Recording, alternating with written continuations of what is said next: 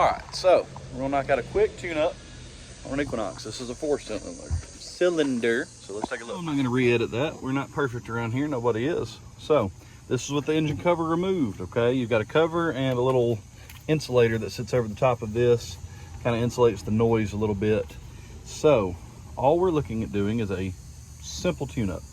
Cylinder 1, 2, 3, 4. We are going to take the coil packs out, and we are going to take the spark plugs out. We are going to do an air filter. That's it. I'm going to show you how to do the spark plugs. You're going to need 10 millimeter. 1, 2, 3, and 4. These have a little safety on them. See a little red safety? Had a little red safety on it. So get a pick. Most of the time will help you here. That one I'm going to have to actually peel out. So let me grab it. With a pick, you can usually pop that up. Do it here. Pop it up. Pop it up. At that point, should be able to squeeze. Well, with that one still, I'm going to pull it out with an actual pick. But squeeze, up, squeeze. Now you're going to zip each of these 10 mils up and out. Once they are up and out, honestly, you probably didn't have to remove the plugs. I'll show you what I mean. Like if I left this one plugged in, you can just pull it and flip it over. But do an inspection on your ignition coil whenever you're done, or whenever you're pulling it out, because what you want to see, like I said, you can leave it connected or you can disconnect them. If you're already changing the engine coils, you've got to disconnect them. But you're looking for any kind of weird discoloration, oil, coolant, anything sitting on top of that plug.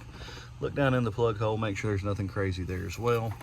Especially if you're chasing a misfire and you think you've got it narrowed down, but you want to make sure that, that bad boy's stuck too. You want to make sure that you're not chasing something that's a ghost, where you're getting a little bit of coolant on top of your piston, because that will happen.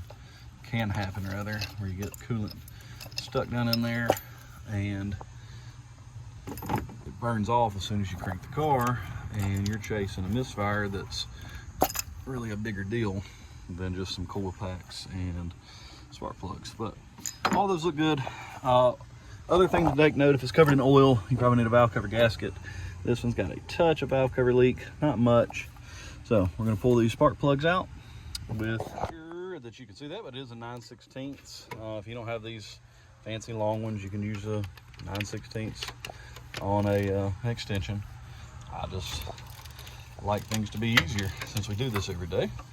So I'm gonna pull them out. Oh, there we go. So we're looking at the end of this. So the end of a spark plug can tell you a lot of things. If we can focus here, there we go. Let's try to put it right here. So this one is dry. It is not covered in a ton of carbon, which means it's actually been firing fairly efficiently. It's not covered in a bunch of white, and honestly, the igniter looks pretty good. So there we go. Let's try my finger behind it there. But inspect your spark plugs, see if they're covered in oil, coolant, corroded, carbon. What do they look like? There's several articles online or online diagrams that'll show you what to be looking for there. I'm not going to spend a whole lot of time on here. Always a good idea to inspect your new one as well. They're supposedly pre-gapped. It's not going to hurt you to check the gap to make sure, at least make sure nobody's dropped it and the end of this is just smashed against the igniter and everything there. So just do a quick look, make sure your ceramic's not busted or anything like that. And don't run these in with an impact. Run them in by hand, snug them by hand, and there is a torque spec on them. Make sure they're good and tight. Do not let them loose. You will have misfires and issues with that. And once those are in there, you can reverse your process. If you left them plugged in, just flip it over, set it back down on top, snug it down, put your bolt in.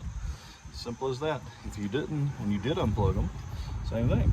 Set it right down over. If you put new ones, this is the time. But run your 10 millimeter down, and you have finished. As far as this, put the covers back on and you're done. Clear your codes, check for any more misfires, and you've done your first little tune-up. On these, I say it's okay. Running an impact till they stop. Don't run them down hard. Not trying to break them off, just trying to snug them up.